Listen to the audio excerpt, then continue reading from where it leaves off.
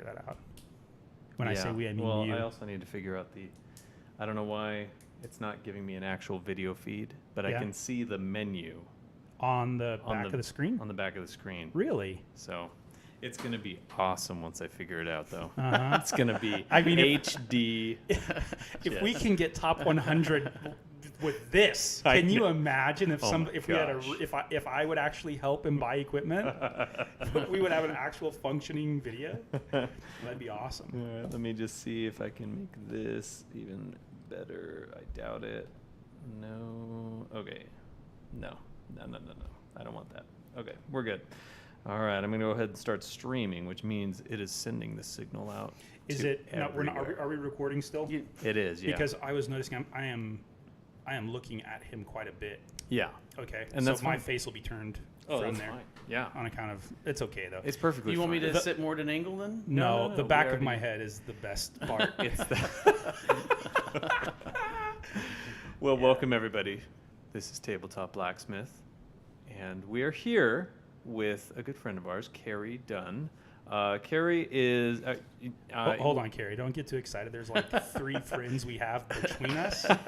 But you are on that list. So congratulations. Thank you. We decided to bring in Kerry. I'm honored. We decided to bring in Kerry because he has he's been organizing local game nights, but not in the sense that everyone just goes over and plays Dungeons and Dragons or Monopoly or anything. No, Kerry has gone the extra mile and has actually created his own tabletop games. And I've gone to a few of these, and every time it's amazing. So we wanted to bring him on and just pick his brain. And even with some of the discussion that we were having while I was trying to set up here, I think we have some very interesting topics that I am also interested in hearing more about. So, Kerry, why don't you go ahead and just tell us a little bit about yourself? Well, I'm in my early 50s. Leave it at that, I guess. Sure. And, yeah. Are you going to? So Benji and I are both committed to learning the Lich ritual. Yeah, Lichdom. Yeah. We're going to living go through forever as an undead. Oh, creating a phylactery, feeding human souls to it. We're actually propositioning you right now. We figure if the 3 of us can do it and we each leave 1/3 of a Lich's life, it'd be fine. Anyway, sorry, go ahead. No, it's all right. I've lived in San Antonio most of my life. Met my wife here and at UTSA. I got a degree in biology of all things. Oh, cool. But I sell insurance. Hey. Do you really? For who? A USAA. For USAA. Really? Okay. Yeah, I'm just a mild-mannered insurance salesman. Yeah, that's awesome. So life by day. What kind of life insurance do you sell? Auto, property. This is really important. Make sure you bookmark this in the recording binge. Yeah. Insurance topic at 1 minute in. And then what contact number can people who are looking for insurance? I know you don't have enough insurance, right? Exactly. All right. So how long have you been doing that? Oh, almost 20 years now. Oh, man. Yeah, I sold tires before that. Between Benji and I, we get canned from like a job every half a year. Well, if you ask my wife, it's a lot faster than that. Yeah, sorry, go ahead. No, it's a great place to work. So, they treat you well. Yeah, does your wife work? Yeah, she's a respiratory therapist for the Children's Hospital downtown Santa Rosa. Really? So is she like the technical respiratory therapist, like has the certifications and stuff? Oh, yeah, definitely. Yeah. She works with the neonatals, little babies. And holy cow. Wow. So she really likes it. That's interesting. See, so my son, Jet, who is now 1, he was in the NICU for about a month after he was born, and he was what happened was he had fluid in his lungs, and it took a couple of weeks for them to figure out why his resting heart rate was really low. So what a time to be alive, Yeah. Because 40 years ago, we didn't have the technology that we do now. So that's great. Yeah. Your wife's amazing. That's all. That's basically the gist of what I was saying. Yeah, right super patient, I know. Well, not as patient with me as I'd like. The babies, though, right? Oh, yeah, definitely. So 4 kids? Yeah, 4 children. Oldest is 20, and youngest is 12. Got twins in the middle. Yep, aspiring Lich. Aspiring. Yeah, yes. Yep. Great. That's good news. You want to get in as early as possible. This is the ground floor, Kerry. This is really. Okay, so one of the things we wanted to bring you in about is I've never even considered designing my own game. Have you ever thought about that, Benj? Never myself, but I've had people who I've dungeon mastered for before who reached out and they're like, "Hey, you're amazing at this. Why don't we get together and build this?" And I was like, I don't even know how I would start. Yeah. So that's one of the things. So tell us about your current project and then maybe how you got into it. Well, my current project is a game called the Next Millennium, or the New Millennium, excuse me, and it's a resource gathering game built here in the solar system. Those who've ever played the old computer game called Millennium 2.0 or 3.0, it's kind of taken from that a little bit. Earth has been destroyed by a comet, and humanity's only alive on some little outposts in the solar system, and the object of the game is to make your little colony thrive and either reclaim the Earth or build a Earth 2.0. Okay, and so kind of like what's the closest analog that people might know? What game would it be comparable to? Again, the Millennium, like 2.0 or 3.2 or something like that. So I don't know what the Millennium. So it's like Dominion. Is it like it's a video Settlers? Game. It's a video game. Oh, okay. Yeah, not a video game guy. I would say so. There was a game that I played growing up. It was called Outpost. It was very old, and it was very resource intensive. Basically, the idea is you humans are trying to survive after this catastrophic event happened, and so you're the last gambit, and you're trying to go and find all of the resources that you need to survive. I never survived in that game, so I'm picturing like Oregon Trail. You have died of dysentery. Right. So there was a whole dysentery wing on the comet we were riding. It was just a place where we piled dead. So this is an analog game, board game. Yeah, right. All analog. And how long does it take to play? How many players you need? How long does it take you to play? You can have 2 players. I've designed a game you can play up to as many as 9. Oh wow! At one time. And is there how long is the delay, or is the game designed in such a way that you have to stay engaged during everybody's turn? What's nice about it is one of my game designs. I'm sure other games have it. I may not come across it, but I call it real-time tabletop gaming. So everyone takes their turn at once. Oh. And you have a little card in front of you that has a green and a red side. When your card is facing green out, it means you're taking your turn. Everyone can see it. When you're done your turn, you turn around to the red side. So everyone knows that you're done, and so you can kind of look on the table and see who's finished their turn and who hasn't. Oh. And then when everyone is red, and you go, okay, everyone's done, put them back green and start the next turn. Wow. That's super interesting. So interesting. I have a question. That would work so much better in D&D, by the way, if you could figure it out, because people check out in D&D when you play. Yeah, it's designed so that one person's going at a time, because if you have everyone rolling dice, the dungeon master's his brain's just going to explode. Well, it's sequential, right? I mean, I don't do this until you do this and blah, blah, blah. Right. But that's not realistic. So that's interesting. Where'd you come up with that mechanic? We're just trying to find ways to speed up the game. I have, Ben, you played the one game I had. The RAFC, the Rise and Fall of the Korean Empire. Yeah, Korean Empire. And it was a turn-based, and we had 7, 8 people playing at one time, and it just took so long to get around the table that I thought there's got to be a way we can make this faster. And then I came with the idea and it may have been with some of the game players, the people we play with. I mean, had some input in that, but just have everyone take their turn at once and thought about it and came up with the idea that would work. You have to do, if you're going to attack someone, you got to announce at the beginning of the turn, okay, I'm going to attack you. Yeah. Right. That would interrupt, because if all of you're doing on your turn is like macroing your structures or your people or whatever, then it's not really interacting with anyone. But if you were to interact with someone else at the table, I could see where you would need to. Right. Yeah. Hey, before anyone does anything else, I'm going to kill you. So that's one thing you got to add in there. But other than that, it goes really smooth. Some people finish their turns, sooner than others, so they're kind of drumming their fingers for a little while. But there's no having to wait for your turn anymore. That's awesome, man. So how did you get into game design? ever since I was little. I remember designing those little like Candyland game as a kid. You roll dice and you move, and you land on this square, something happens, or you flip a card, and and always always liked playing lots of games. And then as a young adult, me and my friends, we really got into Axis and Allies. Yeah. Oh, right. Great game. Yeah. And then we thought, can we make this game better? Did you? Well, we came up with lots of variants. We made our own map boards. Yeah. And then one of my friends and I said, why don't we make it into space, outer space? Oh, is that falling over? Yeah, you're good. Go ahead.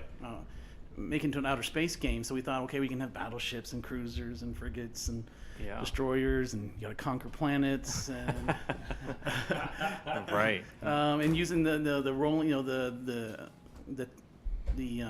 just the gameplay of Axis and Allies, and we thought, oh wow, this is so fun. We should market it and make it a game, and we toyed with it for years and years and years and years. I even had a friend who wrote rules, and nothing ever came of it. And then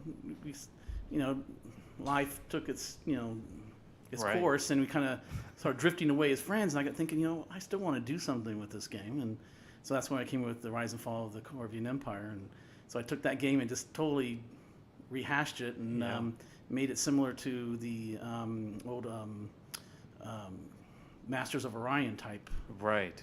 So that's another video game, and that was one I played growing up. Okay. Yes.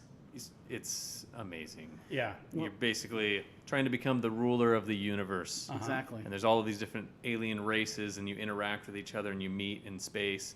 And there's diplomacy that you can do with it, and then there's you can create trade patterns, so both of you are being a little bit more profitable. You can have non-aggression pacts. You can declare war on other people and send your fleets out to destroy them. So it was awesome when I first played it. Because I was like, wait, hold on. It's like I'm getting drinking your childhood. I'm getting premonitions right now. Yeah. It was amazing because it was in tabletop format, and it was just beautifully done. Yeah. Well, and you caught on so quickly. You realized what it was almost right when I was describing. You didn't even played it yet. Just now describing you the rules, and you realized what it was. Wait, hold on. Is there a planet called Orion that we can find? That's called Corvus now. But Corvus. I like Corvus better because, So what did you ever do with that game? Did you ever publish it? Did you ever well, push I got it, really fish it around? I got really close to publishing it, and then I just realized I was being overwhelmed by it because it is a huge game. Yeah. It is massive, and I even made a video for. like a tutorial? No, it's for. My mind just went blank there. Kickstarter? Oh, Kickstarter, yeah. Yeah, crowdfunding. Yeah, I made a video for Kickstarter. I even posted it on YouTube. You can find it. It's, Oh, that's awesome. you just RAFCE, in quotes, RAFCE in quotes. You'll find it there, and I designed it to be a really. You put a link on that on the post. Yeah, I on will. the podcast. Yeah. Last time I checked, it had 100 views. Hey, so 100 more views We're than gonna we have get on our podcast. 101. But I had all my nephews and some friends come and play. The movie is the video is kind of like a Star Trek, Star Wars, kind of a spoof. Yeah. Sure. And with some of the with the RAFC things thrown in, and That's awesome. And yeah, so that's- your current project, that's your first, that's my first. and then your current project then is New Millennium, right? Right. And But- how long does it take to play New Millennium? a couple hours, maybe Yeah. 3. And then That's the last time we played it, we had 5 people. No, we had 4. 4 people play, and Yeah. with all the game, I'd explained the game to everyone. It took about 2 to 4 hours, and part of it is just explaining the game. And how do you, you prefer board games, strategy board games, to tabletop role-playing games? Oh, I love role-playing games. Yeah. I just don't have the time for them. Yeah. Because you need every week you got to go and participate. At least twice a month at least. Yeah. I got started with D&D. I was a big D&D fan in high school. I had all the books, and I memorized the monster manual. And Yeah, you have to. Yeah. That's right. So the Dungeon Master was always mad because I knew what every monster was and all their weaknesses. And so this gives you, the board game gives that approach gives you an ability to go and play once a month. Right. and then come out. That's good, man. I wish I had more time, but it's just, you know, you got to...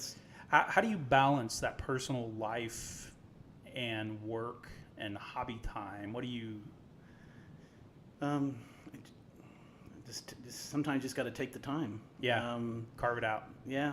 Yeah. Carve out what's important to you. And my wife, she's semi-supportive. Oh, really? You know, She did. Yeah. She, you know, as long as I don't get too... She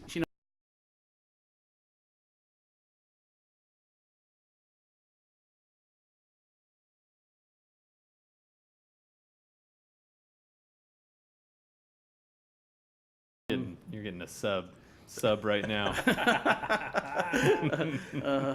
So you got to find the time, but I wish I could have more time in it. Definitely. One of the comments, because it's called Rhapsody the movie, it says, "Can't wait for the sequel." So the you know, I think that the personal, you know, the work-life balance is a huge part of that, and having kids, having a family, being, you know, trying not to go bankrupt or get kicked out of your house or whatever for not paying your bills or whatever is a huge part of it.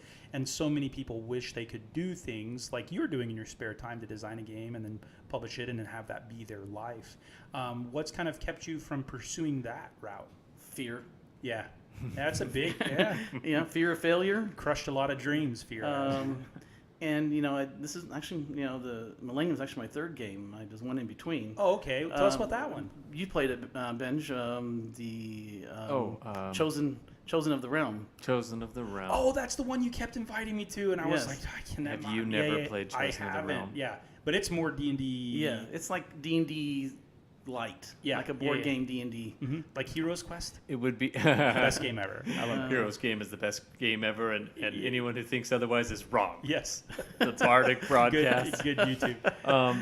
No, so just from my own experience, when I was playing it, I was like, oh my god, this is D&D that you could win. Because how do you win? The point of the game is to either slay the dragon, who is it still called Steve? Still called Steve. Well, that's his nickname. Oh, he's got a longer draconian name. Yeah. It's very difficult to pronounce if you don't speak Draconic. Very, very Monty Python. Some call me Tim. But no, the other way is to gain enough renown throughout the land for going on quests, for defeating bandits, and establishing like fame in cities. Yeah. And if you become a certain level of fame, then you become the Chosen of the Realm. So those are two different ways that you can win it. Yeah, and it's so much fun because it has all of the elements of tabletop role playing, fantasy adventure. Yeah.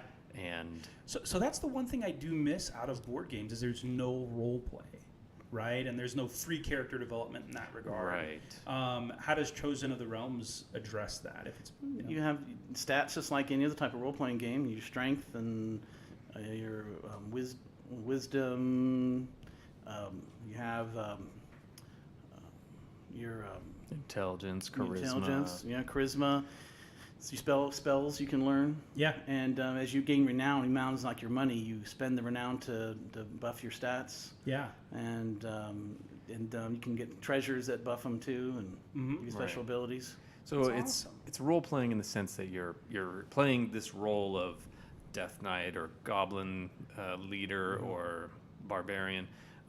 There isn't as much of like actual like acting in your character or whatever. So, but well, you tried to do that. I noticed a few times. Oh yeah, I will never stop trying to do that. My nephew Nathan, he's real big. He's like he always like play the barbarian, does a Schwarzenegger accent. Yeah, exactly. I'm going to kill you.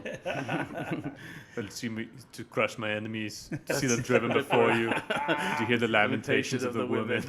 You know, the other day I watched that movie again, Conan the Barbarian. So I probably saw that movie at first when I was like 9, and then I watched it again, and I'm like, Mom, what were you doing? Like, I had no business watching that movie. It's what she wasn't doing. Yeah, exactly. No kidding. What do you think about the social aspect of gaming? Why do you think that's so attractive? Why has there been a resurgence in analog gaming that brings people together? It's just it's just like that fizzle, that not you're touching everyone, but that camaraderie you have in the group, and you don't have when you have a headset on, you're just talking to someone. Yeah. And you get to see the eye in eye, and you get to interact with them, you get to laugh with them and joke with them. That's not as prevalent when you're trying to discern 5 different voices on your headset. Yeah. Right. Yeah. It's more tactile. It's something that when everyone is there at the table together, you're not obsessing over the next game or the next win. Yeah. Well, and I think it's very super. There's a human element to it. I mean, that's why there are things like bars, right? You can get drunk at your house and drink, or it'd be less expensive and the peanuts won't be all nasty, But people go because there's a social component of it. What do you think feeds that, and how do you build that in a group? How do you find people who want to get together for a monthly or regular game night? It's a great question, and when I was finding people when I first said, hey, I want to get together for a game night, a lot of them was just like, I look for people who are like me. Yeah. Kind of geeky and nerdish, and and I just went up and asked them, hey, you like to play tabletop games? Well, I'm getting together, and you want to meet? And then we had a core group of people who show up every month. Yeah. And that's interesting because you have a dentist. Yeah. And then what are the other professions? Computer programmer. Yep. And would-be student, soon-to-be student. Oh, okay. Would-be student. and that's I think. So I have a gaming group in Austin I play with because I didn't have the time for a weekly game anymore, and so I going up to Austin twice a month is manageable, but it's interesting because there's a professor of finance, there's a dentist, there's a bunch of professional individuals who still get together and play this really dorky game. And so I think we see some of what the 70s and 80s created, and now them finding time to get together and be like, I miss that, right? I miss that social aspect of my youth. What is it, do you think, that attracts people to come back to that? Yeah, it's the tactile part. It's the need to be social. But what is it that keeps them coming back? As it's a fun that you can't get anywhere else. Yep. It's it's a different type of high. Yeah. I guess we can look at it. Yep. Me, I just like playing, and you get the people who have to win, like the dentist in our group.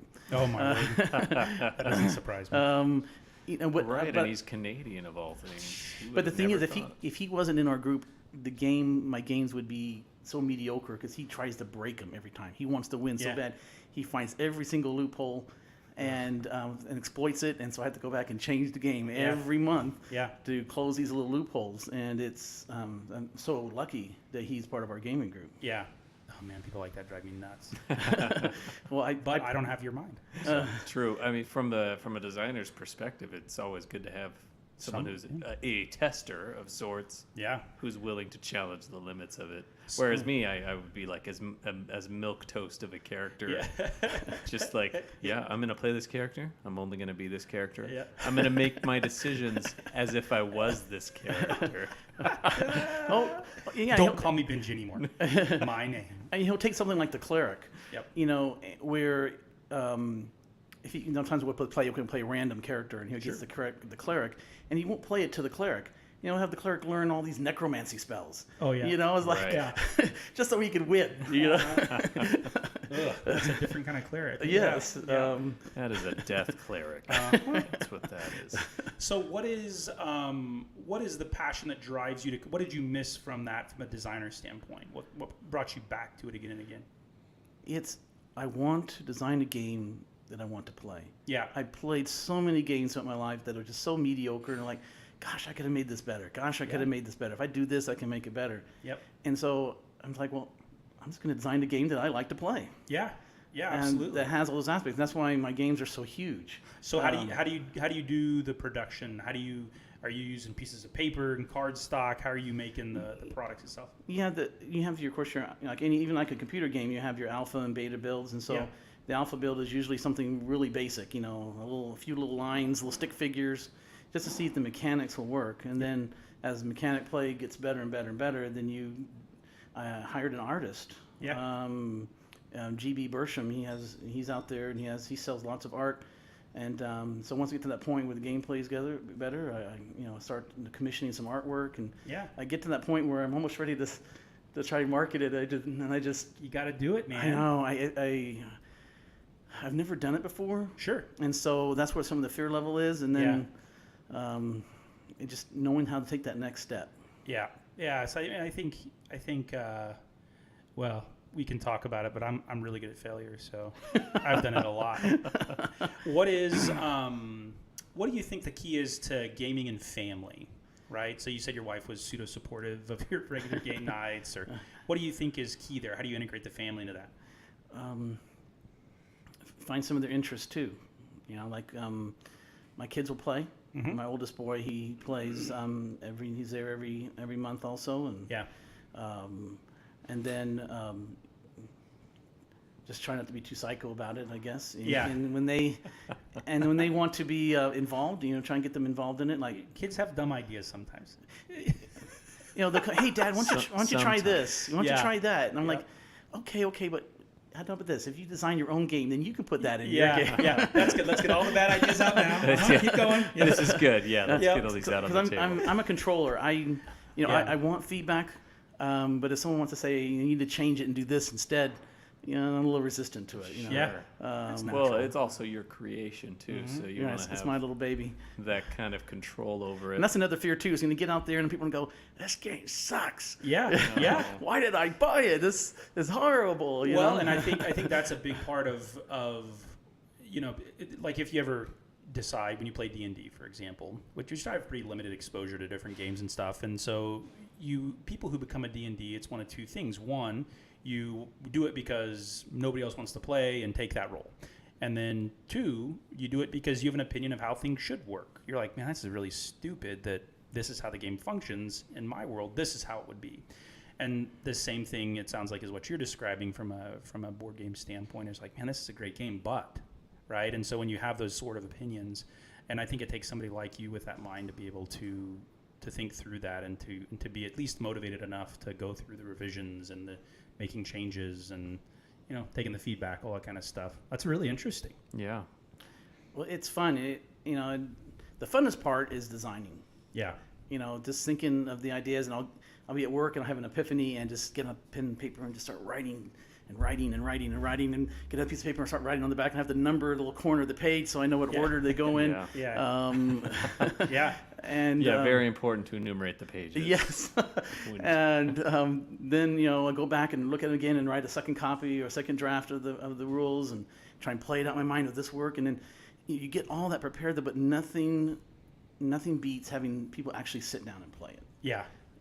Because you find, oh yeah, I could have done this, or I could have done that. This is better. This is worse.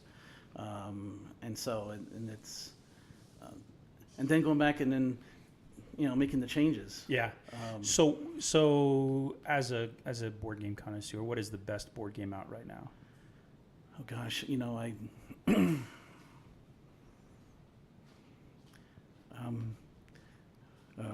I guess it would have to be Chosen of the Realm. Chosen of the Realm. Good for you. 100%. Good for you.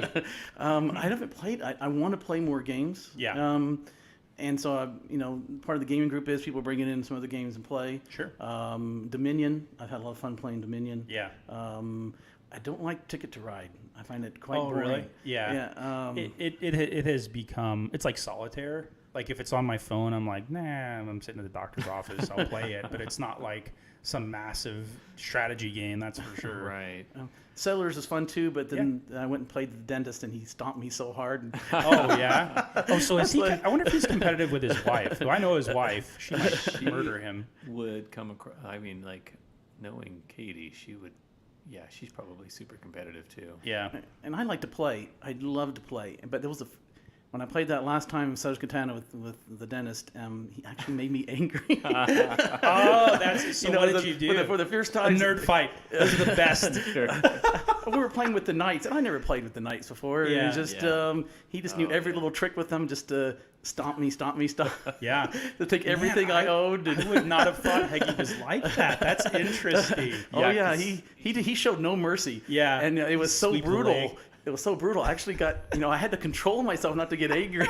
Get out of my house. It flipped the board, Yeah. Well, it's funny. Those games, they're kind of just different flavors of the same type of game. The Ticket to Ride and Settlers of Catan. Yep. So at a certain point, you're having the same strategy. And like the first time I ever played Settlers of Catan, I won. And I had no idea what I was doing.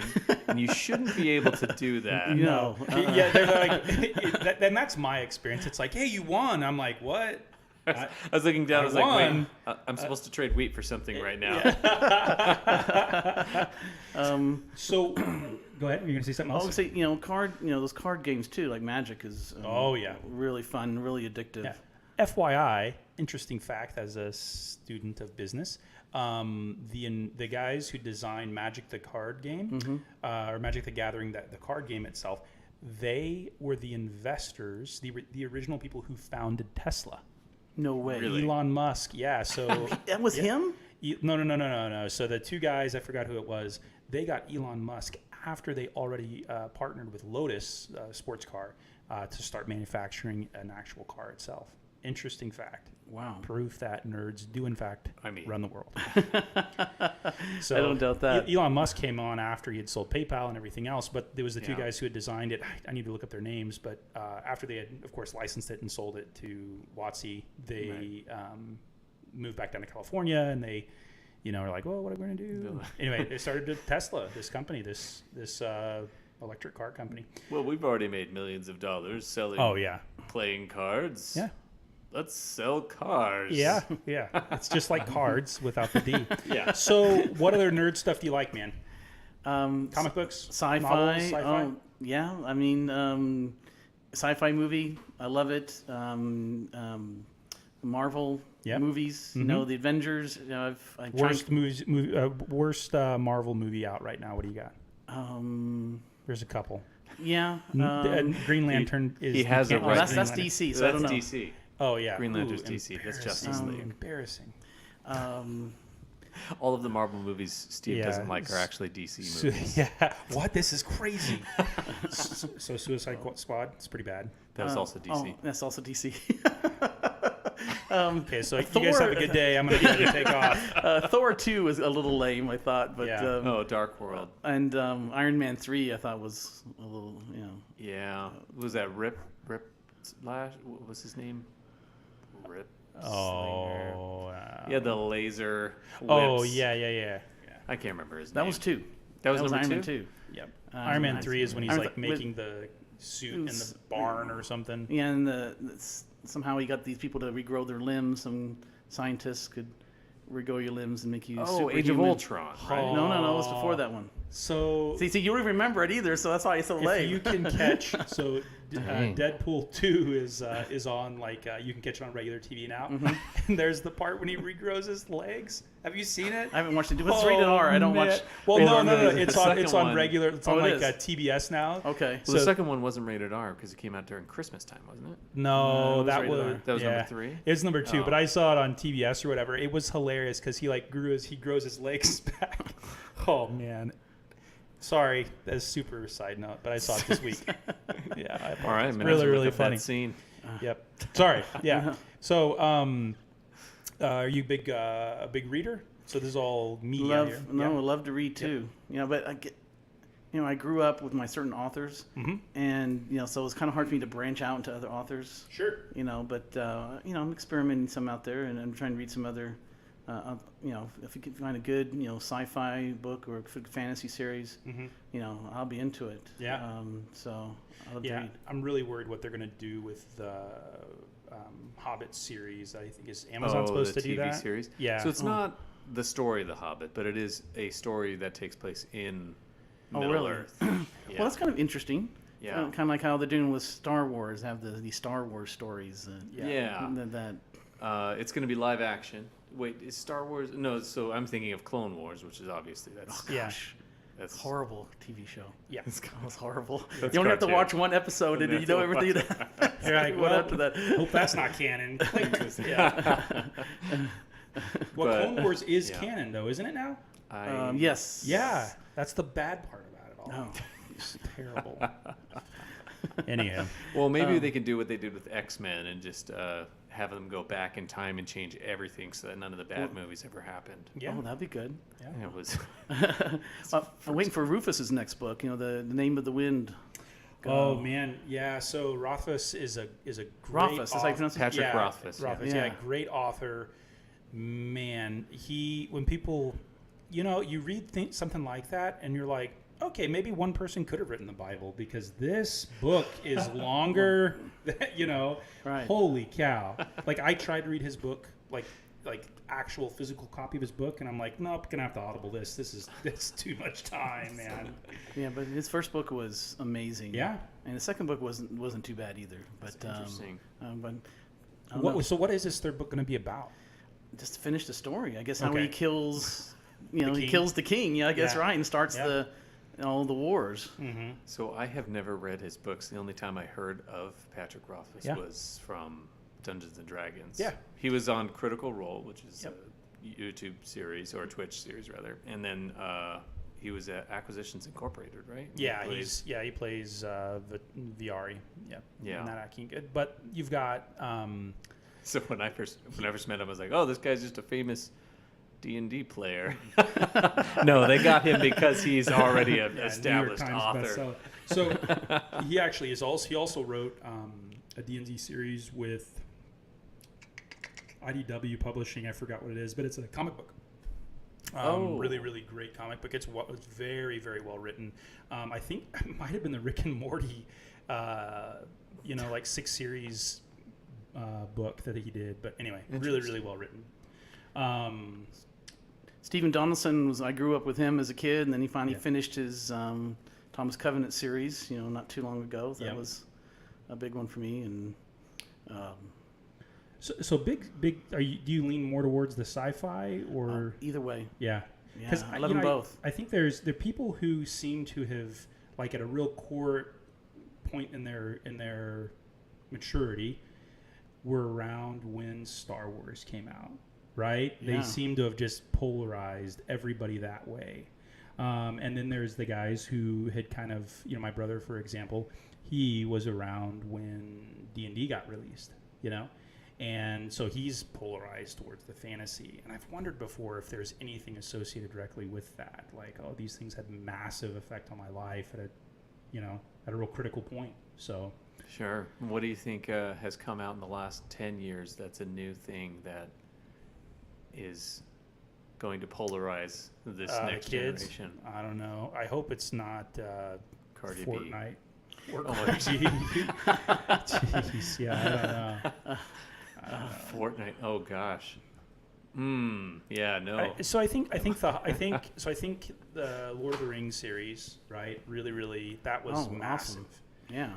A well-produced. I mean, that changed a lot of people. That was similar in a lot of ways to Star Wars, I think. Yeah. Simply because nobody had ever done anything on that level to that quality. Oh, yeah, right. Definitely. It was just unparalleled. Right. They kept the feeling of the epicness of the adventure, and then made changes based on what the. Yeah. But the changes weren't that bad. I went back and read the books after I watched the movies again, and they were minor, I thought, and they helped with the flow of the movie. But then the Hobbit series came out. And then, The first movie was really good. Yeah. Yep. You're like, Let's hey, not talk about that. You guys remember when Aragorn cut off that Uruk-hai's head? Yeah. We're gonna do that every 10 seconds. Yeah, seriously. Imagine 9 hours. So I think that was a big one. I think also the popularization of comic book culture has been huge. Right. Comic-Cons are a big deal now. Renaissance fairs have always kind of had a nice steady flow, attendance. And then, but you got these movies like the Avengers, and I mean these things. They're making hundreds of millions, sometimes billions of dollars. That's insane, and I think that affects a lot of people. Absolutely. And I've been pleasantly surprised with the quality that they have been coming out with these movies. Oh yeah. Where I'm impressed. Whereas when I was growing up, when someone was like, "Oh, we're gonna make this into a movie, like this book or whatever," I was like, "Oh, it's gonna be awful." Oh yeah, can we all have a moment of silence for the Dragonlance animated movie? Holy crap, that was never saw terrible. it. Was it you are normal? missing nothing. Kiefer Sutherland was Raceland. was Yeah. Raceland. So you can watch it on YouTube for free. Yeah, Like that's the Really? it's like straight to video kind of film. But I've heard, right, rumor mill, that they're supposed to Joe Manganiello's pushing for a live action Dragonlance series. a series, Not a series, or an actual a movie? trilogy. Oh, okay, Yeah, okay. a trilogy movies. Yeah. That would be interesting. Really? Yeah. That'd be If good. they did it, to the quality that I'm expecting now that Lord of the Rings Yeah. has come out. And I think they could, Star for sure. I mean, but it's that requires a lot of money, a lot of foresight, for sure. It does. So, how much money does it take to publish a board game? Any ideas? Yes and no. Yeah. When I was working on Rafsy, my plan was to make it myself. Yeah. I went and researched all the cost of the boards and the printing and down to the minutia. Yeah. And I even made molds for all the ships. I was making the ships myself out of resin, and my plan was maybe sell 100 games. Sure. And then just get my name out there. Yeah. And make them all myself. And it was. I was going to sell the games for $100, and the cost was going to be around $70. Yeah. a 30% margin's not bad. Yeah.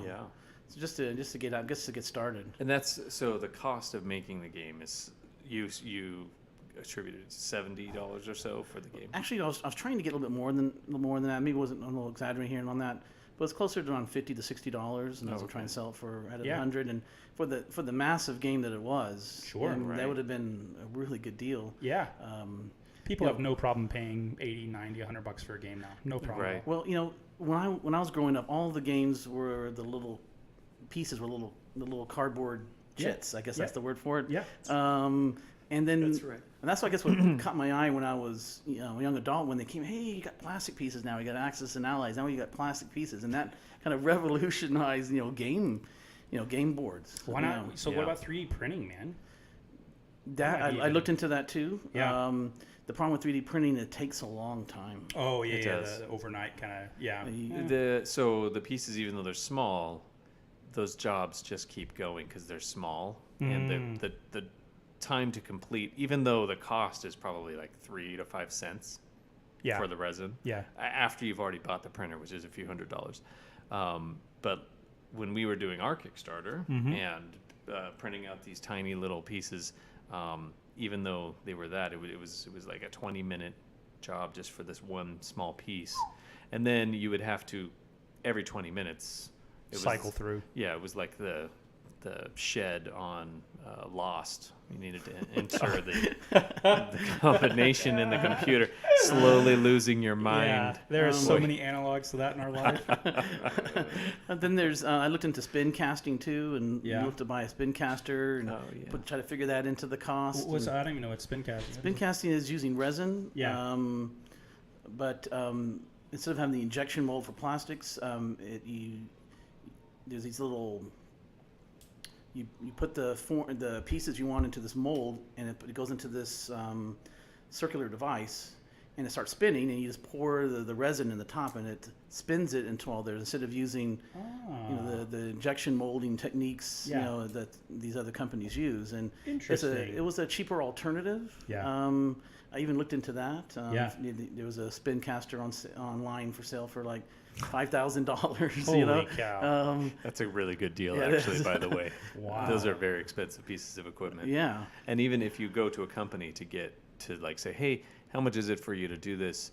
They quote you the price of the mold that they have, because that's the most expensive part. Yeah. Mhm. Afterwards, they're just like, yeah, we'll print these out Right. for $5 or Yeah. something, but the mold itself is a couple thousand. So just the cost of that versus buying yourself a machine to do it yourself. Right. Yeah. So I went to an injection mold place too, in fact, to get an estimate, and he could do the pieces for a nickel, 3 cents a piece, but it was like $15,000 just to have the mold made. Goodness Yeah. gracious. Because they have to make it out of a block of steel or aluminum, Yeah. and using a laser or a grinder to grind out the Yeah. molds, and so And it's good pretty much forever. Yeah.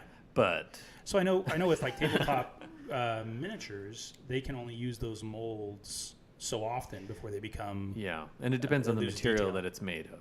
Oh, okay. If it is made of like a hardened metal, Yeah. it's going to last forever. But Yeah. if you do it out of PVC or out of some type of plastic, Mm-hmm. then it will last for a few hundred, and then you have to get Yeah. a new one. My kids will make them for you for free out of mud. There you go. For what it's worth. What we do know about mud is that Adobe huts lasted for hundreds of years. We Very still true. are finding them. So that's right. It's try to Saying Kerry. just hope it doesn't rain while they're playing their game. So you had said before we started, you and your wife, your big goal right now is to move into a castle, Yes, but a real castle. a real Yeah. castle, not some fake one made in the United States. Yeah. Yeah, let's Actually- talk about this. Well, I'll make the story short. We had a vacation in Ireland, and we stayed a week in the castles, Killahara Castle, if you want to look it up. Killahara. Killahara, and in the County Tipperary, and it was amazing. Yeah. I mean, you had the whole castle to yourself. It was 4 stories of just awesomeness. Gee. It had a parapet at the top, and with the Yeah. crenulations, You and had it to yourself. our whole family. Yeah. That is awesome. Oh man. yeah, we loved it, and That's amazing. and had the key was an old-fashioned key. Oh, with yeah. you put it in the door and unlock the front door. And, You're like, that's how people picked locks back in the Yeah, day. It's exactly. like 2 pins. You could be like, oh, you mean this key? Yeah. and you can climb the spiral staircase Sure. going up to the top, Wow. and you get up there and you're just like, wow, Now, what I a can't epic believe game I'm night, here. So Yeah. to move to Ireland, do you then have to speak with an Irish accent? Yeah. We'll be fighting all the time. Yeah. Well, the problem was when after we went there, we're like, yeah, we want a castle, but the finances weren't there, and there was a whole bunch for sale. And then when there was What year was this? about 4 years ago, Yeah. And- Okay. and then about So we were out of the recession. yeah, but Well, it was the American recession. It wasn't the Irish castle. Maybe it's like, yeah. An Irish castle market may be more stable. And then as time went on, all these castles that were for sale just either fell off the market or Yeah. got bought up. And then Yeah. when we had the money to buy a castle, Yeah. there's none for sale. Okay. What There's does not- what does a castle cost? If it's in a ruinous state, about $250,000. Holy crap. A ruinous state. A ruinous state, so you I'm- can't live in it. Right. It's pretty much a ruin that you're buying. Well, it depends, but I was a it's- Boy Scout. I was a Scoutmaster for like 6 years. I can live in a lot of crappy situations. You give me some twigs. Yeah. So then we found castles in France. Yeah. I mean, like France is just like nothing but castles. Yeah. You go into the countryside and just like a castle everywhere. Right. Yeah. And they're in great condition because every time combat came, they just ran away. Yep. So Yep. That's true. They're in pristine. Yeah. Make sure you rekey it. And so we in fact this February went out to France and toured. Wait, you went to France? Yeah, went to France. Man, I should be an insurance salesman. You really need to, yeah. We found a cheap airline, Okay. the WoW airline, but they shut down Wow. last week. Oh wow. Yeah, so It was appropriately named. Yeah. yeah, yeah. It was a sad thing too. It's like, hey, we landed. Wow. That's right. It's still going. It wasn't made it wasn't a fly by night, but everything. If you just wanted to breathe air in the cabin, they Yeah. charged you a fee. Oh, really? Yeah. Practically. God, it's the frontier of France. Yeah. Wow. But it was based out of Iceland, so you had to fly into Iceland, and then you had to fly into Paris from there. okay. So what did you guys find in Ireland? In France, we found Or France. there was like 5 castles I went and visited, and Dude, this is awesome, Kerry. yeah, Living your dream, man. it is it's not the same as seeing them online in pictures and then viewing them in person. Yeah. Underwhelming or? It's overwhelming. Yeah. The pictures are underwhelming. You don't get Yeah. the full view of it. Yeah. Walk into it and just the smell, the smell of the old stone. The is black just- mold. That too. But, well, it was the Black Plague, Yeah. but it's not a problem anymore. But just the smell of the castle is just amazing. Sure. It just, I mean, are you worried about like how good the schools are? Like, no, I'm serious. No, it's just the castle itself. Yeah. And the school, everything else will follow. And it's just Yeah. interesting to, so this is gonna happen. You're gonna do this. We're gonna do it. When are you gonna do it, I'm man? so Well, we excited were for going to this. be already there by this summer, but I was hoping that my insurance job would let me work from home out there in France. Yeah. But they said no. Oh, okay. So, So what's the plan now? well, just to wait a little bit. Yeah. There are still prospects for me to work out there, Yeah. but just going to take a little time to get done. And Sure. My son's starting a mission, so we're going to stick around while he finishes that up. So Yep. Yeah. 18 months, 2 years, we plan to be out there. You could do what my parents did. They like sold my childhood home and moved to middle of nowhere, Texas. And I'm like, what am That I happened supposed to you? on my mission? Well, we were planning to do it. We were hoping he was going to go away on a proselyting mission, but since Yeah. he's here instead Go of away. I love the way you say that. Because he was like, Dad, I'm not going to France. I'm not going to France. Yeah. That'd be So, awesome. okay, well, though. you could It's be. all right. We don't want to take you to our castle. Yeah. That's right. Yeah. And so we found a castle that an old knight's castle is built in the 1300s. Could I Google this Yes, right you now? could. It's under a realty website called La Figaro. Is that how it sounds? Uh-huh. Lafig. It's 2 words. Oh. Realty. Put realty afterwards though. It's like autofilling for it. I was like, oh my gosh, this is a thing. And Actuality. go to. There's an option there. I think it has castles there in the option. This is And fantastic. put in a price of 250,000 euros Yeah. to 300,000, and it's usually at the very last page. Mm-hmm. You'll see it there. It's in the Champagne area of France, which is that sounds fancy. southwestern France, Yeah. by Bordeaux and It's very England. bubbly. Yeah. Yes, in fact, the field nothing but fields of cognac. Really? And champagne grapes. all Champagne around. grows on trees?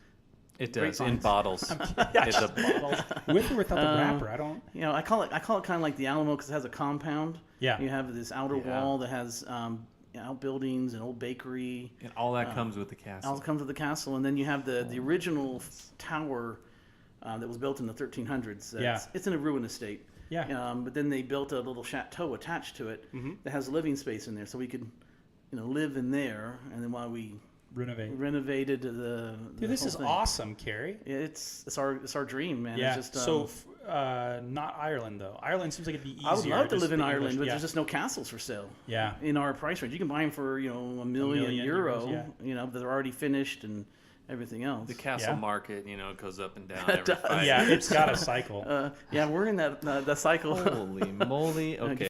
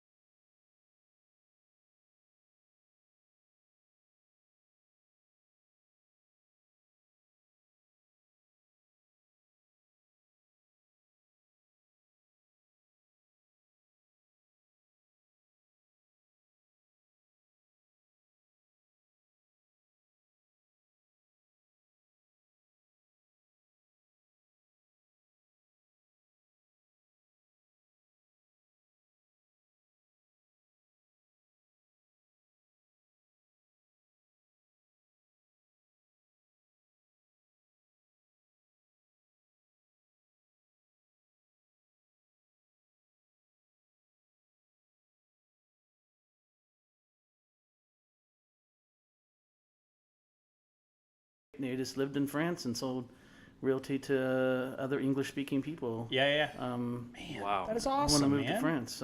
So how much is that off of a well? Does it have sewer? It has city septic? water, Yeah. but it has 2 wells there that you could Yeah. tap into. And what's neat too, it has a secret cellar. I didn't Done. go into it Done. because the realtor showed me this little, like 2x2 stone that was in the middle of the courtyard. Said, Yeah. here's the entrance to it right here. I go, Oh. that's okay. But there's a tunnel that goes down to the secret cellar. Suppose you can turn a horse cart around in it. It's supposed to be that big. Oh wow. But that's the one thing I didn't explore. But Yeah. if we bought it, that's would be really cool. Make it a bomb shelter. Or For something. real. Or well, so there's actual there's a destination D&D vacation thing that's going on. Are you serious? Really? Yeah, and people, they charge like $2,000 Yeah. for you to just stay at the estate and play Dungeons and Dragons in a castle. Yeah, That'd be awesome. you certainly have enough space in this champagne castle that you have your. That's amazing. I can only imagine, like, how American is it to just move to France and buy a castle? That's awesome. Well, it's going to happen. Yeah, that's really cool, I am so man. excited for And it's you. neat Yeah. that both, my wife and I both have that same desire. It's like when we got married, I never would have thought, we both would want to do something like that. And Sure. just took that little vacation Yeah. to realize, this is what we want. It doesn't mean we're going to stay that way forever. We may get tired of it after a few years and sell it, but Sure. that's what we want to do now. So you need to get your games published so that Yes. you have that passive income. Yes, I need to get them published. Then you can be a crazy rich guy who lives in a castle. Right, they could be like, "Where? How'd this guy end up buying a castle? Oh, that's Kerry Dunn. He made The Kerry the Dunn. rise and fall of the Corby."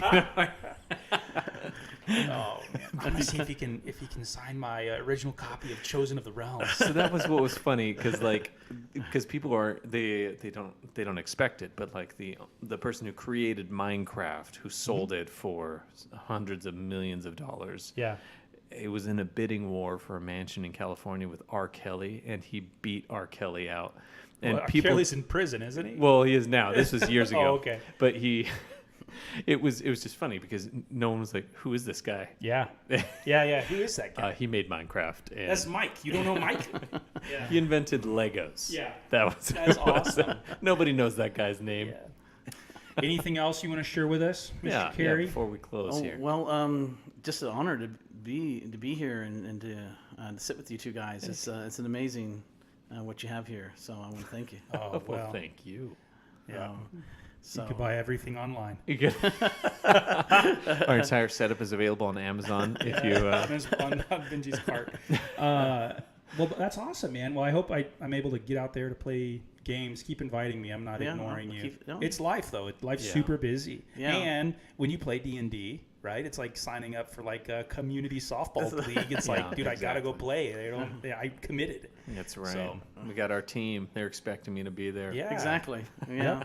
Indeed. Well, I would love to be able to do that too. It's just just don't have the time now. Amen. Yeah. Well, when you have your castle, Yeah. Right. work from home. Exactly. Yeah, just tend the fields. Oh, have he's your gonna be serfs. like stripping that wallpaper off of there for years. That alone. Well, you got to strip all the plaster off and just show